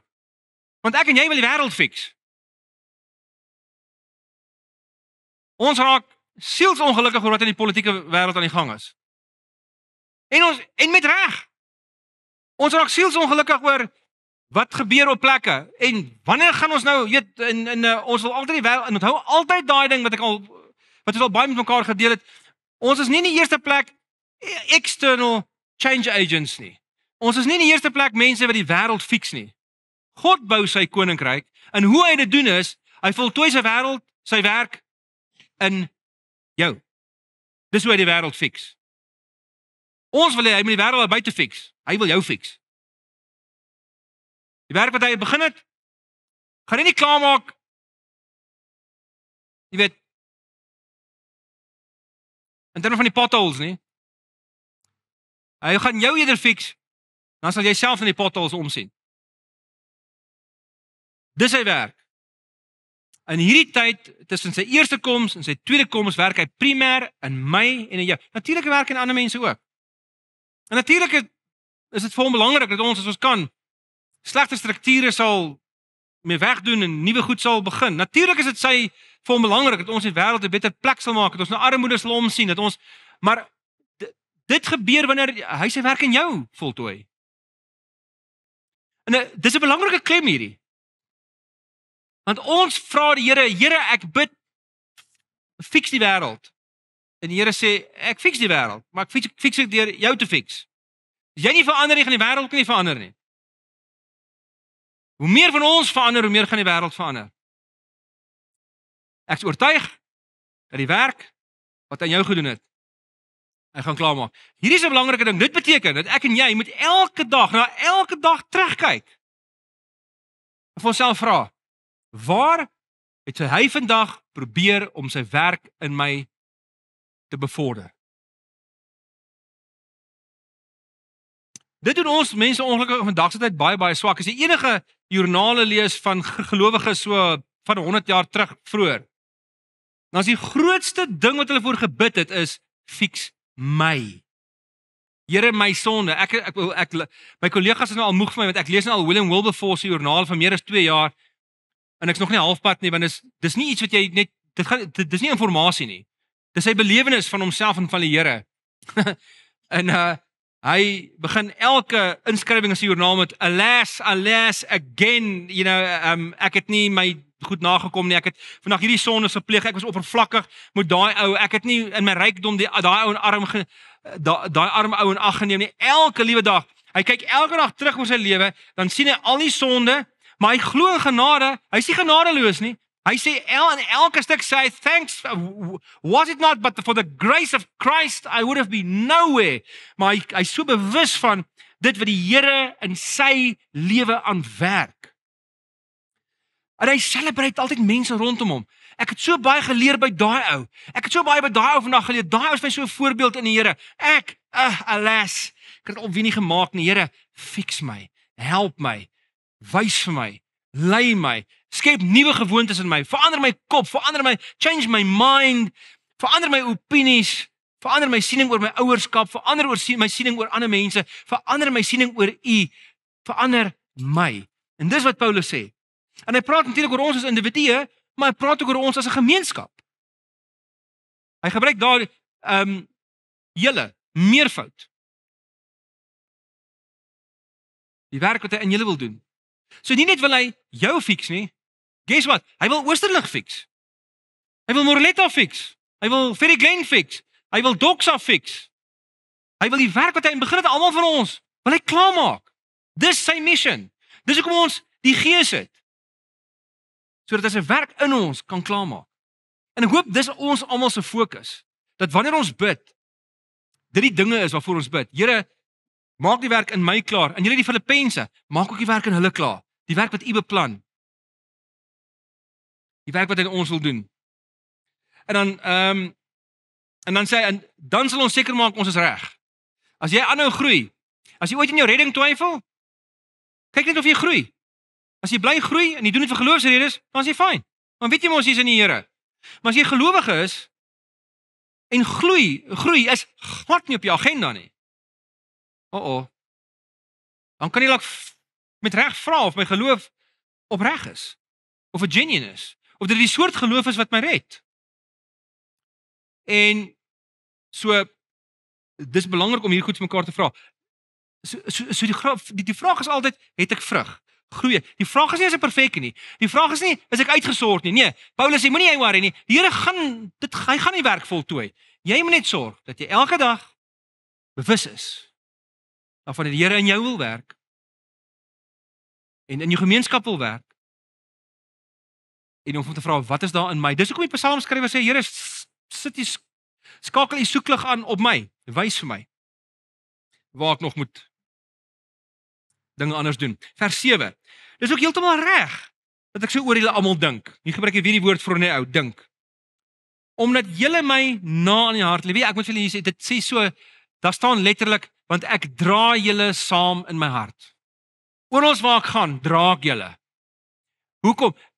Ek is in Christus. Julle is saam met my in Christus. Ek dra julle saam met my. Dis so 'n intieme gedeelte hierdie. Julle deel immers almal saam met my. Hoor julle die in Christus taal? Ek gebruik nie die woord in Christus, die frase in Christus nie, maar ek gebruik in Christus taal. Hy sê, julle deel immers almal saam met my in die genade wat God my gee. Hoe kan ek anders as om julle saam te dra? Paulus het ongelooflike waarde aan mense geheg, net bloot omdat hulle saam met hom in Christus is. Dis hoekom hy so beklei vir die Galasiërs. Dis hoekom hy so beklei met die Korintiërs, al like hulle hom nie. Hy veg vir daai eenheid, want hy sien hulle baie anders as wat hulle gesien het toe hy Christus nog nie geken het nie. Julle is immer saam met my in die genade wat God my gee, sowel in my gevangenskap as in my verdediging van die evangelie en die vestiging van die waarheid daarvan. So julle is ook nie net in posisie deel met my nie. Julle neem aktief deel aan die werk wat die Here doen. Om te kan deel hê aan die werk van die Here is vir Paulus verrek belangrik. Verrek belangrik. Kom lees 'n bietjie vir jou wat sê hy in 1 Korintiërs 9. Hy sê hoewel ek vry is en van niemand afhanklik nie, het ek my aan almal diensbaar gestel om soveel as moontlik mense vir Christus te wen. Vir die Jode het ek soos 'n Jood geword om die Jode te wen, en hoewel ek self nie meer onder die wet is nie, het ek my vir die onder die wet gestaan, onder die wet gestel om hulle te wen. Hoewel ek nie sonder die wet van God is nie, maar onder die wet van Christus, het ek vir die wat sonder die wet is geword soos een sonder die wet om hulle te wen. Vir die swakes het ek swak geword om swakkes te wen, vir almal het ek alles geword om in elk geval sommige te red. Hoor nou, dit alles doen ek ter wille van die evangelie sodat ek aan die vrug daarvan deel kan hê. Boom. So hy sê dit 7 keer in 'n ry. 7 keer, so daar's 'n eskalasie. Die 7de keer, hy sê 5 keer, ek doen dit sodat ander mense kan wen, 6de keer om ander te red, 7de keer, hier's die hoogtepunt, Hier's eintlik hoekom ek dit doen. Ek wil deel hê aan wat die Here doen in die wêreld. Ek het FOMO as ek nie deelneem nie. Ek het FOMO as ek nie ook armes help nie. Ek het FOMO as ek ook teen Bisa toe gaan nie. Ek het FOMO as ek nie my medemens liefhet nie. Ek het FOMO as ek nie die evangelie verkondig nie, want dat ek nie deel aan wat God doen nie. Ek doen hierdie goed want dis waar my besig is. En ek gaan nie een kan staan en kyk hoe hy die wêreld change en hoe ek wil daarvan deel wees. Ek wil kan aktief sê, "Ha, kyk wat het gebeur. Ek was deel van hierdie." So hierdie deel is vir Paulus baie belangrik. Hy sê julle deel aan wat ek doen. Julle deel aan wat die Here doen in hierdie wêreld. Sê hy vers 8. God is my getuie. Dit is sterk taal hier. Paulus roep nie sommer net God op as getuie nie. Hy doen dit wel met die Galasiërs, maar dit is 'n verskriklike emosionele brief. Julle weet daai nou al. Hy sê God is my getuie. Hy weet hoe ek na julle almal verlang met die daar staan deernis. Onthou julle daai woord wat ons oor gepraat het wat Jesus altyd gebruik? Onthou julle daai splagnitzomai? Wie onthou dit? Onthou julle splagnitzomai? Dis die woord Paulus gebruik nie eintlik daai woord, maar hy gebruik dit hier. Hy sê God is my getuie. Hy weet hoe ek na julle almal verlang met die splagnitzomai van Christus Jesus in my hart. As ek julle dink, word my knieë lam, my oë traan, my kop word seer, ek is net gek oor julle. Ek dra hulle so ek verlang na julle. Ek met die deernis van Christus self. Hy sê ook bid ek dat julle. Nou hier is die werk wat God moet voltooi, né? Wat God moet voltooi in hulle lewens. Ook bid ek dat julle al hoe meer sal toeneem. Met ander woorde, wat is daai? Dis 'n ander manier om te sê dat God sy werk sal voortsit. Ek weet hy gaan dit voortsit, ek weet hy gaan dit klaarmaak en daarom bid ek dat julle sal toeneem in wat? Toeneem in begrip. Hy sê eintlik na oorloop van begrip en fyn aanvoeling, sodat julle dinge sal kan onderskei wat reg belangrik is, waarop dit reg aankom. Dan sal julle op die dag wanneer Christus kom onberispelik en sonder blaam deur Jesus Christus wees, En deur Jesus Christus sal julle geheel en al in die regte verhouding met God wees. Sal julle die volle vrug van Christus dra, die volle vrug van geregtigheid sal julle dra. Sodat julle al hoe meer, dat julle liefde al hoe meer sal toeneem. Al hoe meer sal toeneem. Ek het nou, daar's een ding wat ek al baie gesê het, ek wonder of ek dit regtig weer moet sê, maar miskien is dit nie moeite werd. Paulus het 'n ding daaroor. Hy sê dit vir al die gelowiges, hy sê dit vir die ouens in Efesiërs 1, hy sê dit vir hulle in Kolossense, hy sê dit vir hulle in Tessalonisense, daar in middel van vers 10, dan sal julle, hy gee altyd opdragte, dan sê hy, dan sal julle op daardie dag onberispelik sonder blaam wees. Of hy gebruik baie keer die woord onberispelik en heilig, of heilig en onberispelik, eintlik in daai volgorde. Efesiërs 1:4, julle sal heilig en onberispelik voor hom wees. Maar hoe sal hulle doen? Wel, as hulle toeneem in liefde. En dan 'n teks wat dit baie mooi bymekaar bring. Ekskuus vir die wat dit al het. Ek wil net terwyl van die wat dit nog nie net dit vinnig lees voordat ons aangaan. 1 Tessalonisense 3, ek gaan dit sommer net lees. Luister net baie mooi. 1 Tessalonisense 3, 11 tot 13. Hoor wat staan daar. Mag God ons Vader self en ons Here Jesus Christus ons pad na julle toe oopmaak en mag die Here, hoor nou, julle liefde vir wie? Vir mekaar en vir alle mense laat groei en oorvloedig maak, net soos ons liefde vir julle. Hoekom? Vers 13. So sal hy julle innerlik sterk maak, dat julle onberispelik en heilig voor God ons Vader sal staan. So wat maak jou perfek? Liefde. Die vrug van die Gees, Galasiërs 5. Dis wat jou heilig maak. As jy kan toeneem in jou liefde, vreugde, vrede, goedheid, goedhartigheid, nederigheid, getrouheid, selfbeheersing, al daai goed, maar veral liefde. Oor die res van die vrug van die Gees praat hy op party plekke. Liefde praat hy op elke liewe bladsy wat hy skryf. Dis wat julle volmaak maak. Onthou julle laas jaar in Galasiërs 5 en 6, die ouens wat die wet wil volg die hele tyd, dan sê hulle tjakkie wet nou. Maar dan sê hy in vers 6, hoofstuk 6 sê hy, eintlik aan die einde van vers 5, dan sê hy, dien mekaar in liefde, en dan noem hy vir die eerste keer in hoofstuk 6 die wet van Christus. En gee op hierdie manier uitvoering aan die wet van Christus. Want dan sê hy, dan weer terug na hoofstuk 5 toe, want die hele wet, hoor nou, die hele wet, wat beteken dit in Nuwe Testamentiese terme? Die hele wil van God, wat jy moet leef, word saamgevat in hierdie gebod. Jy moet jou naaste lief hê soos jouself. Dis God se wil, dat jy al toeneem in liefde. En ek weet ons praat baie oor, maar jy sien dit hoe eentonig Paulus is met hierdie ding. Hy sê dit op elke plek. En dis hoekom hy liefde is die enigste ding waarvan hy in sy briewe sê. Jy kan allerlei ander gawes hê. As jy nie liefde het nie, 1 Korintiërs 13, 1-3. As jy dit nie het nie, is jy zippel. Maar Here, wat nou as ek die gawe het van geloof? Ek bedoel, ek kan hierdie berg skuif van daar af na daar toe. Here, ek kan in tale praat en ek kan dit uitlees sommer ook nog. En ek gee vir alle mense hierdie wyse antwoorde. Ek het al die wysheid, al die kennis. As mense na my toe kom, kan ek vir hulle al die antwoorde gee. Ek is die beste coach op aarde. Ek develop mense soos jy nie kan glo nie. Tel dit nie vir 2/10 of 4/10 of something nie. Here, Paulus sê net, nope. Niks. Jou gawe van geloof of bemoediging of evangelisasie, jou vaardigheid tel slegs as jy oorvloedig is in jou liefde. Dis wat ons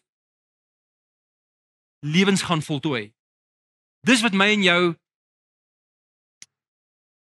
om nie Jerry Springer nie, wat is daai 90s movie van Tom Cruise, Jerry sê weer? Jerry Maguire, dankie. Dis die coolste movies, kan nie gelukkig sy naam vergeet nie. Jerry Maguire, you complete me, né? Nee, weet nie, ja, maybe liefde complete jou. Liefde complete jou. So dis wat ek wil bid, sê Paulus. As jy vir Paulus kon 'n brief skryf, Paulus, wat is die Here se wil vir my? Sê liefde, neem toe in liefde. Ja, maar ek weet dit, gaan oefen dit. Paulus, waar? Wel, gaan ry op die pad, en gaan soek 'n taxi. Dis waar jy oefen. Gaan teen Pisa toe. Gaan soek 'n buurman wat sy vuil goed oor jou muur gooi. Gaan oefen daar. Dis wie dit doen. Vers 12. Ek wil julle moet weet, broers, dat wat my oorgekom het, juis die verkondiging van die evangelie bevorder het. So hy, hoor wat sê, jy sien dit in die res van hierdie teks ook. Hy antisipeer en hy weet, hierdie ouens is bekommerd. Want hulle het vir Epafroditus mos nou gestuur na hom toe. Hy is in die gevangenis, en hulle het gehoor, so hulle stuur vir Epafroditus, en sê, hoorie, gaan kyk net na Paulus. Toe word die arme Epafroditus word nou siek. Nou behandel Paulus soms maar aan die tronk. Voor hy hom terugstuur vir hulle. Dan skryf hy vir hulle, hoorie, moenie worry oor Epafroditus nie. Ek weet julle worry baie en julle worry oor my, maar ek sê vir julle, moenie worry nie, want weet jy wat gebeur? Vandat ek in die tronk is, dit het nie die Here se werk gestop nie. Dit het dit net meer gemaak. Die Here gebruik elke omstandigheid. Hy gebruik my swakheid, hy gebruik my tronkomstandighede, hy gebruik die swak politiek, hy gebruik die lyding wat oor my pad kom. Moenie worry nie. Julle kan steeds bly wees. Moenie so oor my worry nie, want dit was als vir die goeie gewees. Hy sê vers 13. Dit het daarop uitgeloop sê, dat die hele keiserlike wag en al die ander nou besef dat dit ter wille van Christus is dat ek 'n gevangene is. Sê hulle weet dit nou al. Aan die einde van die brief sê hy, hulle stuur veel groete. Deur my boeie, daarom soldate weet dit nie, hulle sal met een voet in die koninkryk.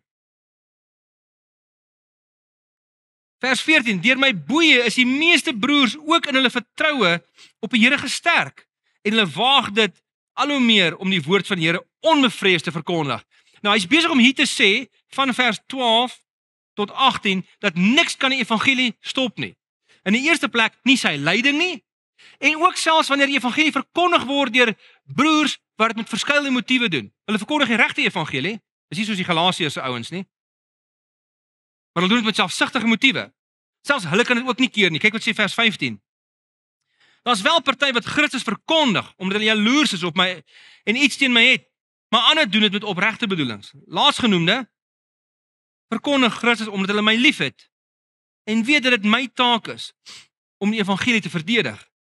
Maar eersgenoemdes maak Christus bekend uit selfsugtige en onsuiwere bedoelings. Hulle oogmerk is om die gevangenskap vir my nog swaarder te maak. Die idee is waarskynlik daar dat hulle so aangaan met Paulus met die evangelie verkondiging op 'n manier dat hulle vir hom probeer wys hy's nie regtig nodig nie. Hulle het hom nie nodig nie. Hulle kan dit sonder hom regkry. Vers 18. Maar wat maak dit saak? In elk geval, of dit met bybedoelings is of in opregtheid, op allerlei maniere word Christus bekend gemaak en daaroor is ek bly. As hy mense teen my, al doen hulle dit om my af te takel, op een of ander manier weet ek, die opgestane Christus maak, dat hy kan sy eie pyn in lewe omskep, hy kan my pyn in lewe omskep, hy kan daai ouens se sonde in lewe omskep, hy kan die donkerste ding in lig omskep, en daarom celebrate ek, ons kan nie verloor nie. Die evangelie kan nie gestop word nie, die Here doen sy werk, maak nie saak wat nie, en dan sê hy verder, en ek gaan nou ook verder verbly, want ek weet, dat alles op my redding sal uitloop. Daar is ons nie heeltemal seker wat bedoel hy by redding, sy ewige redding, of sy vrylating nie. Want hy gebruik die woord vir red, soutsou, maar dit word baie keer ook gebruik in aardse terme. So ons is nie, en ons sien met Paulus albei die verwagting, hy mag ook vrygelaat word, maar hy is nie seker nie, dit kan ook in lyding eindig hierdie hele ding. We don't know. So hy het die verwagting, maar hy is ook bietjie pessimisties, ons is nie heeltemal seker nie. Die 83 ouens het dit verkies as, het dit duidelik vertaal met dan redding, lyk dit vir my, jou uiteindelike redding, sal uitloop, anders sou hulle gesê het vrylating, omdat julle vir my bid, en die gees van Jesus my bystaan. Nou hoor nou hierdie, hoor wat sê hy, hoekom hy homself verder verbly. Want maak nie saak wat gebeur nie, hy gaan uiteindelik okay wees, want julle verlaat my nie, en die gees van God verlaat my nie. God bly by my, en ek weet, julle is in my harte, en ek is in julle hart. Paulus se verhoudingswêreld voorsien vir hom hierdie blydskap. Jy sien dit nogal baie keer in lande, waar mense nie sendingwerk doen, en gemeenskapies kom, jy weet, ontstaan, jy weet, geloofsgemeenskappe en gemeentes en so. Ek was al baie keer op plekke in die wêreld waar geloof redelik nuut is. En dis asof daar 'n verknogtheid, asof daai mense so verknog is aan mekaar en so lief is vir mekaar. As hulle hoor jy kom van waar ook al af en jy's 'n medegelowige, jy sê hulle nooi jou dadelik in. Jy moet net keer want almal wil jou nooi vir ete.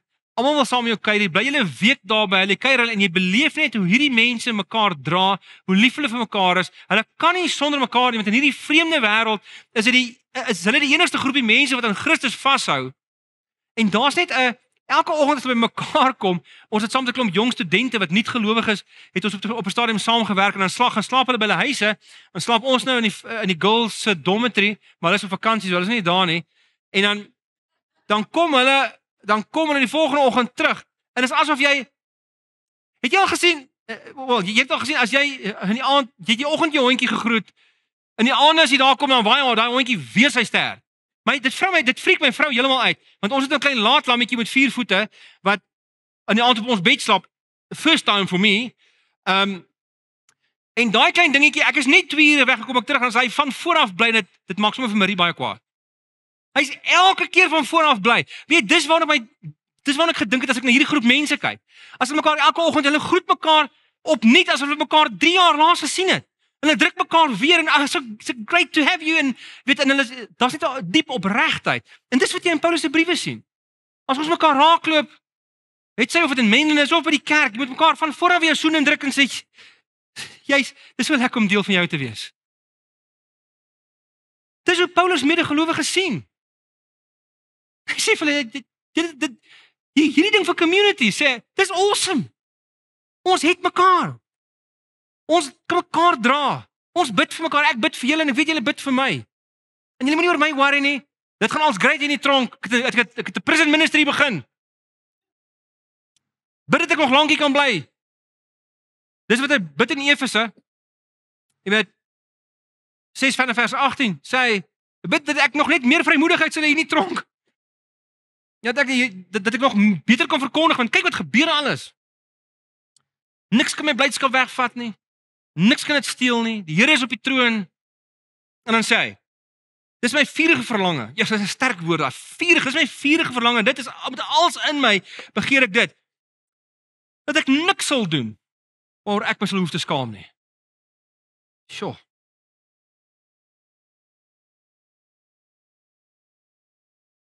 Ek het nou die dag iets gedoen waar ek oor myself oor geskaam het, maar ek gaan nie nou vir julle sê nie. Maar as dalk eendag op YouTube uitkom, dan sal ek dit erken. Hy sê ek wil ook nou soos nog altyd met alle vrymoedigheid deur my hele wese Christus verheerlik in lewe en in sterwe. Want hy sê want om te lewe is vir my Christus. Ek het nie 'n lewe en Christus het 'n plekkie daarin nie. Christus se persoon en sy verhaal is die plek waar binne ek leef. Christus is my leefspasie. Ek leef binne in hom, binne in sy storie. Ek het nie my eie storie en wanneer ek die moeilikheid is trek ek hom by nie. Dan onthou ek is so halfgebakte Christen, so ek moet nou 'n bietjie bid op nou en dan. Sê my lewe is Christus. As hy nie daar is nie, I don't know. Die lewe is my Christus, die sterwe is my wins. Hoekom? Want hy dink relasioneel aan Jesus. Hy dink verhoudingsgewys oor God en oor Christus. Want hy weet hy beleef God nou net ten dele. Hy kan nie teenwoordigheid en die werking van God net gedeeltelik beleef. Omdat hy in 'n onvolmaakte, gebroke, sondige wêreld leef. En daarom is 'n sterf my wins, want dan beteken as iemand my kop afkap, dan gooi hulle my in die volle teenwoordigheid van Christus in en is presies waar ek wil wees. As ek in die lewe bly, kan ek voortgaan met vrugbare arbeid. Hoor hierdie win-win situation. Dis nie Stephen Covey wat win-win uitgedink het nie. Hier praat Paulus daarvan. As ek in die lewe bly, kan ek voortgaan met vrugbare arbeid. Wat ek moet kies, weet ek nie. Ek weet nie waarvoor ek moet bid nie. Here, ek wil nog graag hier bly, maar kan ek nie maar kom nie. Maar okay, ja, ek weet nou as ek daar kom, gaan ek hierdie ouens dan miskien mis en ek weet hulle het my nog nodig en ek weet my werk is nog nie klaar nie en ek geniet dit nou net so om al hierdie goed te doen. Wat ek moet kies, weet ek nie. Ek sien 'n tweestryd. Ek verlang daarna om heen te gaan en met Christus te wees, want dit is verre weg die beste. Maar in julle belang is dit noodsaakliker dat ek bly lewe, want ek is aan julle verbonde. Ek weet julle gaan my mis en ek weet julle het nog my inspirasie nodig. Omdat ek hiervan oortuig is, weet ek dat ek sal bly. Ja, ek weet nou ek sê vir die Here ek wil gaan, maar as ek weet ek is lief genoeg vir julle altyd. Ek sal vir julle almal behoue bly sodat julle kan toeneem in geloof en blydskap.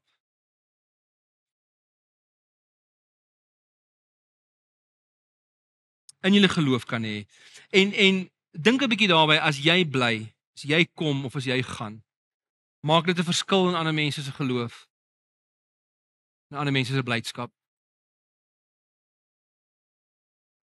Jy weet mos baie keer as jy kantoor sit, dag by die werk, daar seker 'n soort mense wat deur die kantoor deurkom of in die cubicle kom en as twee soorte mense. Die een is, hier's Piet.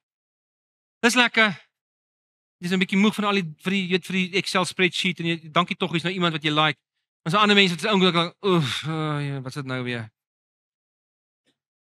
Paulus sê as ek aan julle dink, as julle my kantoor, as ek aan julle dink en ek sit in my cubicle, dan straal my oë. Ek skryf sommer gou 'n klein opstelletjie, so bly as ek. As ek weer by julle kom, sal julle oorvloedige rede hê om Christus Jesus oor my te prys. Hy sê, julle bid vir my, maar bid my net dat die Here se wil sal geskied, dat wat ook al moet gebeur sal gebeur. As ek nou hier bly, hey, dis great, want dis goeie goed wat gebeur terwyl ek in die tronk sit. En as ek uitkom, dan kan ek julle weer sien. So dis 'n win-win. Help my asseblief om dat wat ook al moet gebeur, dat die Here my net sal lei.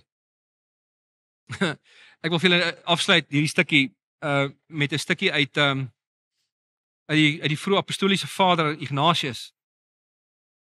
Ignatius het heel moontlik vir Paulus geken, want hy was die biskop van Antiochië. Die Antiochië wat Paulus uitgestuur het. So hy was die biskop van Antiochië van 67 tot 107. So hy was 40 jaar lank die biskop gewees van Antiochië. En so hy het groot geword in die community wat Paulus uitgestuur het. Ons vermoed Paulus het waarskynlik voor hom gesterf, maar hulle die kans is baie goed dat hulle mekaar ken. Trouwens, hy skryf oor Paulus asof hy hom ken. En hy het 'n hele paar, hy het vir ons 'n paar briewe gelos. Nou wat met Ignatius gebeur het is, aan die einde van sy lewe het die Romeinse soldate hom kom gevange neem. Hy is ter dood veroordeel. Hy sou nou die formele hofsaak in Rome moes deurloop, maar hulle het vir hom gesê gaan tereggestel word. En so hy is gevange geneem en hier reis hierdie Romeinse soldate reis met hom. Nou hy skryf hierso in tussen 106 en 107 iewers. Miskien 105 107. So hulle reis nou van Antiochië af, reis hulle deur Galasië, deur Klein-Asië om tot in Rome te kom. En toe hulle in Smyrna kom, in die suidelike deel van Klein-Asië, toe stop die soldate nou daar vir 'n rukkie en hy het hulle seker al 'n bietjie geëvangeliseer, want hulle is baie nice met hom en hulle laat hom toe om briewe te skryf vir verskillende gemeentes en hulle laat gemeentes toe om te besoek. Byvoorbeeld hulle kom in Smyrna, die biskop van Smyrna was Polycarpus en Polycarpus was 'n disipel van Johannes wat die evangelie geskryf het, wat Jesus se disipel was. So dan Smyrna stop hulle en die soldate laat vir Polycarpus hulle en vir die gemeente toe om te besoek. En daar's ouens van nabierige dorpies ook, van Efese af, hulle kom hom kom besoek. En dan skryf hy vir hulle terug, die ou wat hulle kom besoek, stuur hy dan terug met 'n brief. So hy skryf hier in die gemeente van Efese. Hy skryf eers aan wag, ekskuus, nie seker maar ja, gemeente van Efese. Ek gaan net 101 sinnetjie lees en dan gaan ek julle net 'n sinnetjie lees uit sy brief aan Rome. Hy skryf nou 'n klomp goed, is 'n lang brief, maar hy skryf onder andere, hoor nou Paulus se woorde in Filippense 1:19 tot 22. Hy skryf hulle onder andere, hy sê, I hope indeed by your prayers to have the good fortune to fight with wild beasts in Rome, so that by doing this I can be a real disciple. Nou as jy hoor wat hy sê, né? So hy hoop ek gaan in die arena opeindig in die Kolosseum. Want dit toets my geloof. Nou skryf hy hier in die ouens van Rome, want hy het nou intussen gehoor dat hierdie gelowiges in Rome is vreeslik bekommerd oor hom en besorg oor hom. So hulle staan reg, as hy dan in Rome aankom met die Romeinse soldate om hom te verdedig by die keiser en hulle staan met advokate reg en allerlei goed. En Ignatius like nie hulle planne nie. En hy skryf. Nou in die gemeente in Rome. Hy sê vir hulle, but since God has answered my prayer to see you godly people, I've gone on to ask for some more. I mean, it is as a prisoner for Christ Jesus that I hope to meet you, if indeed it be God's will that I should deserve to meet my end. Things are off to a good start. So hy sê, ek's well away. Like my ek gaan eindig daar. My lewe gaan eindig. So far so good. Things are off to a good start. May I have the good fortune to meet my fate without interference. What I fear is your generosity, which may prove detrimental to me. For you can easily do what you want to do, whereas it is hard for me to get to God unless you leave me alone. I do not want to please men, but please God, just as you are doing. For I shall never again have such a chance to get to God. Nor can you if you keep quiet, get credit for a finer deed. Hy sê julle kan nie vir my groter guns doen nie. Bly net uit my pad uit. Waai van so van ver af. Grant me no more than to be a sacrifice for God while there is an altar at hand.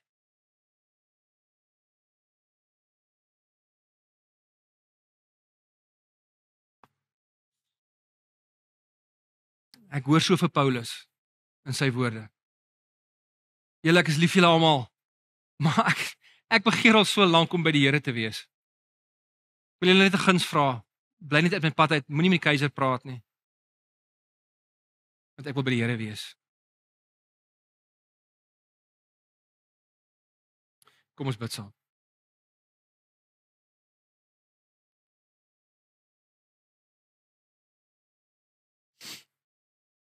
Ons lewende Here, dankie dat U lewe deur die lewe van Paulus en deur hierdie woorde wat U vir ons op skrif laat kry het. Dankie Here vir getroue Christene, priesters, mense wat hierdie tekste oorgeskryf het en oorgeskryf het en oorgeskryf het, sodat ons dit vandag kan hê. Dankie vir teoloë wat dit kan vertaal. Dankie vir mense wat moeite gedoen het in die geskiedenis. Dankie dat U kerk reg deur die geskiedenis hierdie briewe as so kosbaar beskou het, omdat dit so lewegewend was en is. Dat hulle ten alle koste dit laat behoue bly het. Help ons om dieselfde waarde in te vind, Here. Help ons om U in 'n verhouding met U te vind in hierdie bladsye. Help ons dat ons sal toeneem in liefde. Sal oorloop in die begrip van liefde en fyn aanvoeling. Sodat ons onberispelik en sonder blaam sal wees. Maak die werk in ons klaar. Asseblief. Dankie dat U met ons is. Dankie dat ons blydskap kan beleef, maak nie saak wat nie. Dankie dat U ons hoop gee. Dat U ons lewens toevou en omvou met hierdie kosmiese verhoudings waarvan ons kan deel wees. Ons eer U daarvoor, Here Jesus, in U naam. Almal antwoord. Amen.